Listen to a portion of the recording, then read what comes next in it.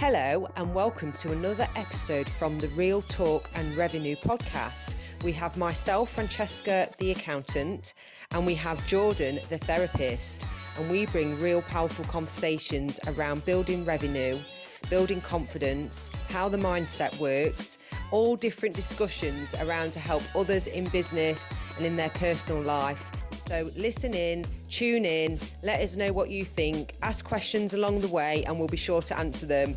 Enjoy. So what I wanted to talk about today, Look at you today, is what I've learned. Look at me, like a little teacher. What I've learned. Why am I so dramatic? I love a build-up.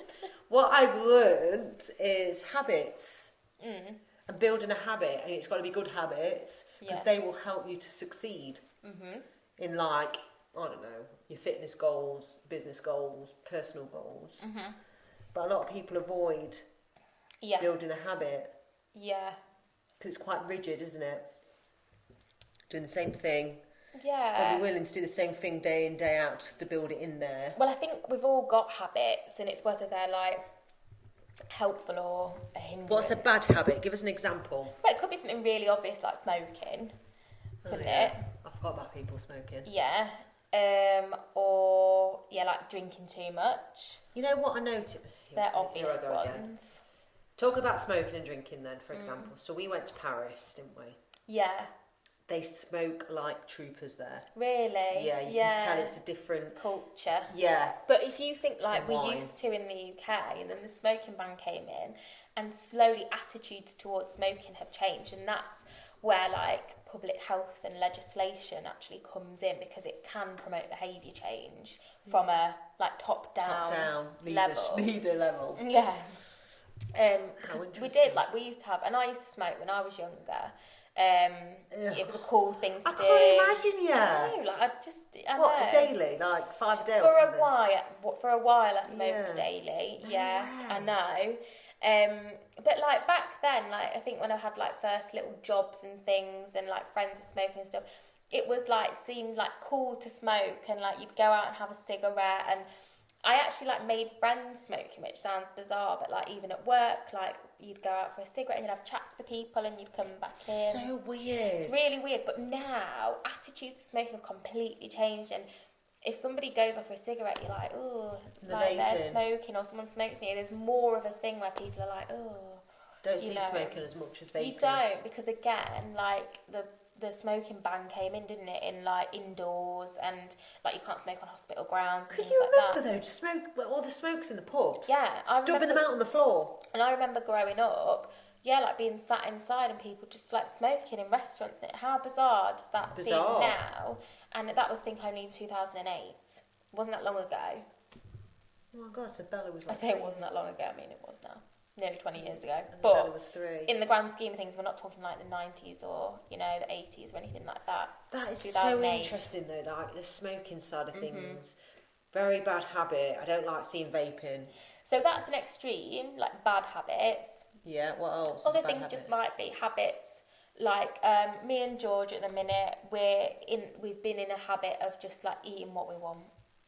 And it's not helpful. We want a sugary snack every day. I was doing that. Multiple times a day, some days. And I loved it. And we've come back off holiday and we're like, we're not being like restrictive or over the top, but it's recognising like that's actually not good.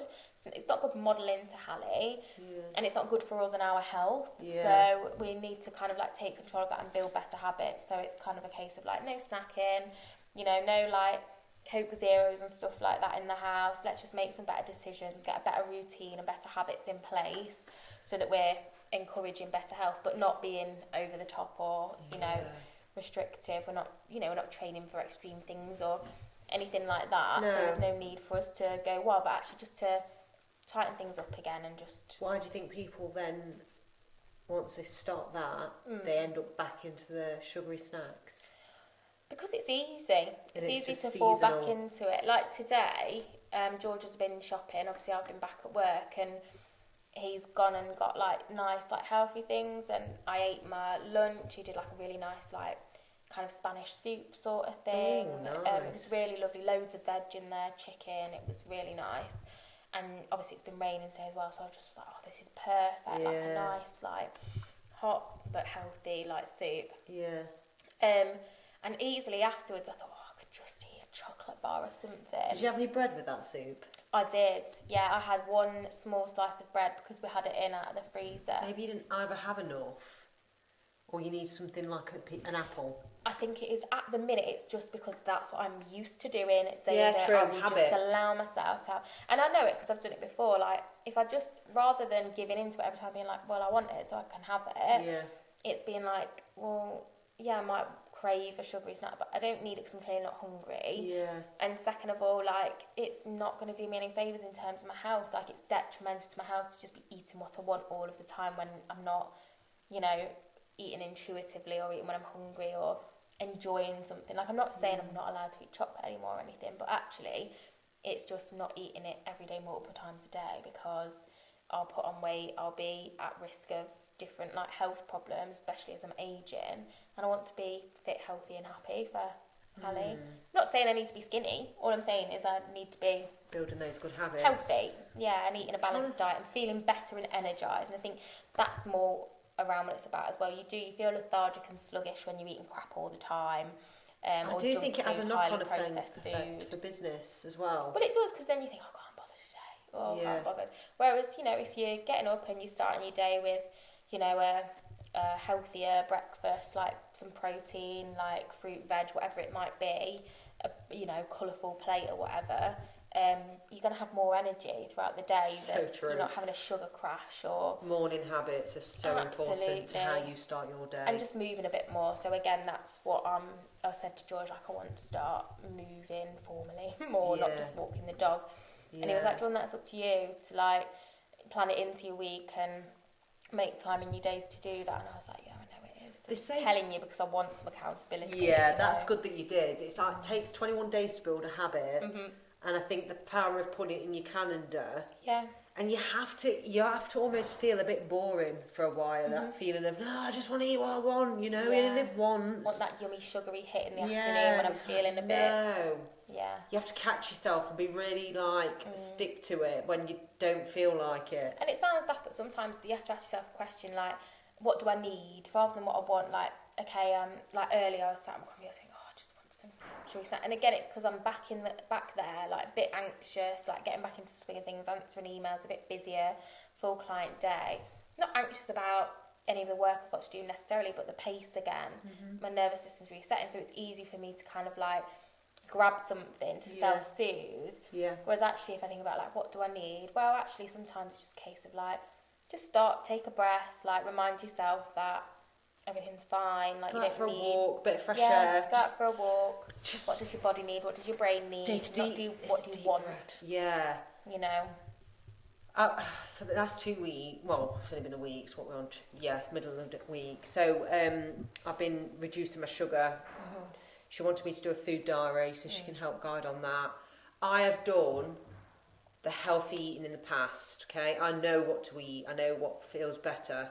I just don't know what to eat for the amount of training I do without overdoing it. I think that's the sugar. Sometimes it's learning, isn't it? Whatever season you're in or wherever your lifestyle's at, what your goals are.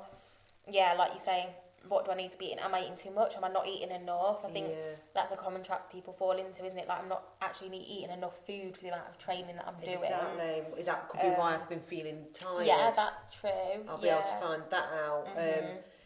Habits can form in your business, and you'll need to be forming some good habits. For example, focusing on your business, as in like getting up early, filling out your calendar, get into the habit of filling out your calendar for the week and not just doing it willy-nilly day by day. Because you know what I found as well, and especially with people like me that's quite chaotic and just likes to go by each week, used to, I don't know, of doing whatever.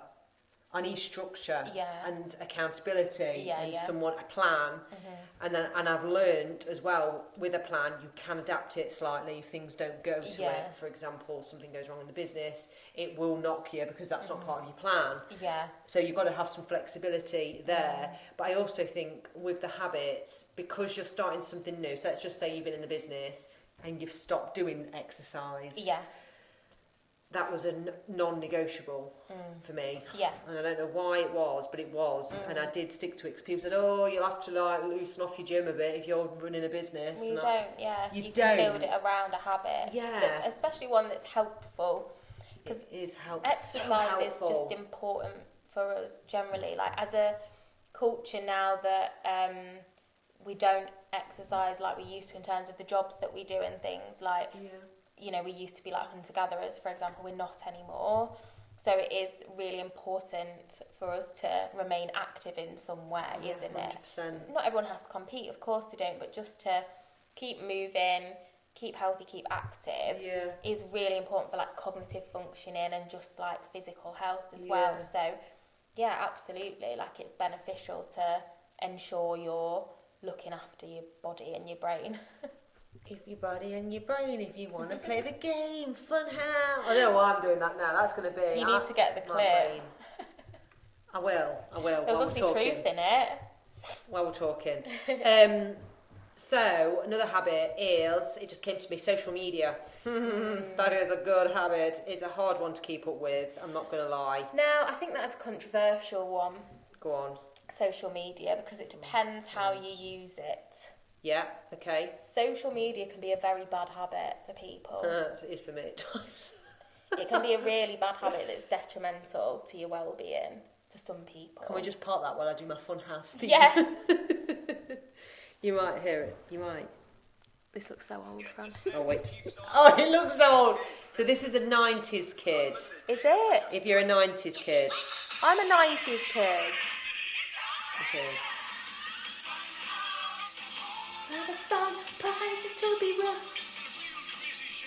Wait, I want to hear the bit you said, because I feel like I'm going to go mad. Yeah, this bit. That's so funny. I loved it as a kid, and you know what? I used to think I'd love to go on that show. Yeah, I think that of the. But I'd I never can't dare. remember which I'd never ones do it. I used to love now. Yeah, but I just never dare, and it's a shame because I think my grandma just used to ignore me. Yeah, well, because I used to go, I want to go on. Can I apply for that? She'd be like, yeah, no problem. She'd just ignore me, just like not help me get on it. Yeah. Right, let's go back to the serious stuff then. Social media, it can be really detrimental. Use your body and your brain. I'm just going to ignore. Stop telling me off. I'm not telling you off. I know. For you, it isn't necessarily detrimental. Well, it probably is. But for many people, it can be really detrimental. Like the amount of time you spend on your phone, it can be detrimental to like your relationships, for example. Can I say something then? Why do people scroll and look at the things that are not helpful, whereas I don't? We don't all know what's not helpful to us. Like genuinely, like you might enjoy certain content and stuff, but I think like the problem with social media is, me and George were saying this the other day, having like been on holiday and come back, and you know, people will post pictures of like a tiny snippet of the holiday and make it look like something that it wasn't really. Oh, I can't stand that. And I know what you're saying. I think that's the problem, is like we're looking at something that, and you hear it all the time, it's kind of like become a bit of a cliche, but you are looking at someone's highlight reel a lot of the time, and it's not like, it doesn't capture real life in all its kind of like you know, worst and best bits. Even when people are posting their worst bits, like sometimes you're still seeing this polished version of the worst bits, and it's bizarre. Like I it's find bizarre that bizarre because of the control that we have around what we post. Like it's not a documentary where you're being followed around. My life is on social media. If I could get away with that, I would. I know. Right. But do you see what I mean? I know what you're saying. Curating. You're still curating a brand, and you're curating a personal brand. Which is fine, and it's important to do that so that people can get to know you. But I think it's a really difficult thing to like manage responsibly, I would say. Right, let me give you a few examples then. I went to Paris and I vlogged it. So if you want to watch my vlog, it's on my private YouTube channel. I say private, it's public, but it's like my personal one. And I think I might have explained, I shared on there that I felt exhausted and a bit wiped out. I'm sure I did. If I didn't, I still had a lovely time and showed the good bits, and then I just like to show people the food, and I hope to God the people will watch that and go, oh yeah, I know her. She's exactly the same on there than she is when I see her. Yeah. There's a couple that are no longer together that went on holiday. This is going back, and I said, oh my God, your photos looked amazing. You look so happy. Oh, we fell out most of it. Yeah. I was like, oh. See, I can't get my head around that. That's what I mean. So for me, when you come back off a holiday, let's just say it was a lot of arguments. Does it matter that they shared all the smiley faces and all? I don't know. For me, I'd struggle to post. It doesn't, but I think the problem that you come up against, like, it's not to say people can't share things.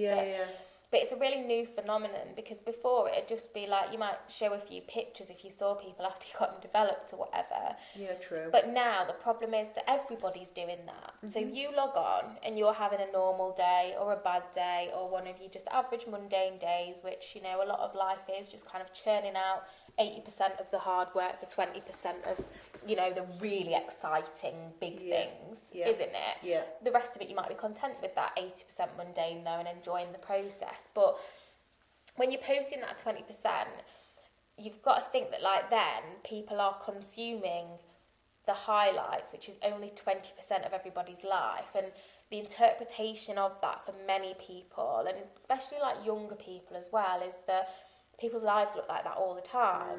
So they're then, like, striving for this ideal that's not really many people's reality, if we're being honest. And I think I saw a travel blogger once, I don't even follow it, but I really liked a post that she put on. She, like, travels full time, like van life or whatever, going around loads of beautiful countries, posting, like, amazing making shots money of though. things. I'm thinking business with her. Yeah, like a content creator, let's say. How do you know she's making money? Well, I guess, you know, she was pretty transparent about, like, what she was earning and stuff. But what she did say was, like, guys, I'm posting 20%, like, of... She was like, this is what 80% is. It's driving non-stop to get to these beautiful places. That's what she was doing, like, picturing. You think you just arrived at there. Beautiful places. Yeah. She's saying, I'm driving for days and weeks, like, just driving. It's boring. Sometimes it's hot and bothered. I'm having to stop and eat convenience food and stuff like that. Like, it can be really difficult lifestyle to live in a camper van, but you're just seem like you're often only looking at or paying attention to me on a beach or stood over the Grand Canyon or whatever. And I think that's a really important thing to understand if you're a person that's consuming social media. Like, you've got to understand that so that you can look at things and be like, this is amazing. Well, there's people a habit. doing amazing things. Yeah. But this isn't all of their life. Do you know what I mean? I think that's really important to know. It's a mindset shift though as well, isn't it? But I think that's why it's hard when you think about, like, the different age groups you in social media and younger people on social media, like, being able to have that understanding that, like, yeah, you can do these fun things too. You probably are doing some of these fun things, and these people are doing some of these fun things, and not all of the time they're also at school studying, or they're also at uni, and they're also falling out with some of their friends sometimes, and the boyfriend might be having arguments with parents. But, you know, do you know what I mean? Impressionable youngsters on social media. And I think but the habit I meant, which you've come off more of a personal angle. Yeah. I think more of a business angle is marketing even when you're busy. So it's a habit. Yeah. So your habit is you put it in your diary 3 times a week, 4 times a week, 5 times a week. However, as I've evolved through social media, and I absolutely love it. Yeah. I love doing it. I love creating. I don't scroll as much as I'm very, I suppose, like you say, I don't know if I'm just good at it. I try and not consume the stuff that doesn't make me feel good. Yeah, and I think that's the way to approach it, isn't it? Like, things that you're interested in, I like to try and do that, make sure that I'm getting, like, the stuff that I'm interested in, or the stuff that inspires me, and people that I think, oh, they're doing what I'd love to be doing, that's great. But not being like, oh, I'm never going to be able to do that, or...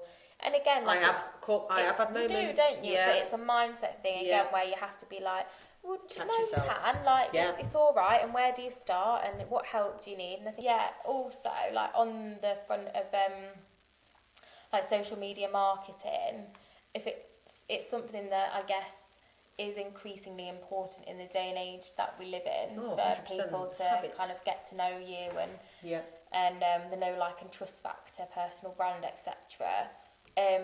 But it doesn't come naturally to you, then you can outsource it. Yeah. You can get some support with it. Like that's what One-off I've done. consultant fee. Because I've not been able to consistently do it myself because I'm just not good at being consistent with that. It's accountability. I'd get some consultant to help you as like a one-off strategy plan, planning, support there. Get it in your diary to be, you know, so it's there for you to do the marketing. You can't stop when you're busy. I know people do that, and then but things again, change. you can outsource that. You can have someone do your content for you. Yeah, 100%. And another thing about habits, and like if you want to do more water, exercise, eat some better sugar, don't do them all at once. Yeah. Do one thing establish something and then start something else. So true. It's so overwhelming if you try and do too many things at once. So once I got good at one area, and I'll give you an example, I then thought, oh, I wonder what it feel like to take that vitamin every day. Or to build my steps. So for example, I built my steps first potentially, and then I thought, well, I'll do weights and do my steps. Because I've nailed that bit now. So if you try and go 3 times to the gym, I'm going to run every day, it's a harder slog. It is, So for example, Bella, bless her heart, she was doing the gym weight stuff, and now she's building a habit to do running. And going, oh, I want to go at least 3 times a week. And then at first, people just do 1 day a week. That's it. Then 2 days. So a lot of people are all or nothing though, and they think, oh, if I can't do it 3 times, there's no point in doing it all. And obviously that's not the case. Exactly. It's just getting established, getting used to it, and building on it. Yeah, no, genuinely, please start small, and you've got a good, give yourself a time frame of 6 months. 6 months to a year. Be realistic, because again, people are like, want to do this in this amount of time, otherwise they're giving up on it, and they've not given themselves long enough, whether that be like business or personal habit. It's so true, but I think we're done. On habits and social media, and it's good use. It's got amazing uses, by the way, but absolutely. I 100% get what you're saying. It's like anything though, isn't it? Like AI, for example, it's a really, really great tool, but also there are probably elements of it that can be detrimental or scary, like in academia, for example, they're having a nightmare with it. Yeah, very interesting times. Yeah. Bye. Bye.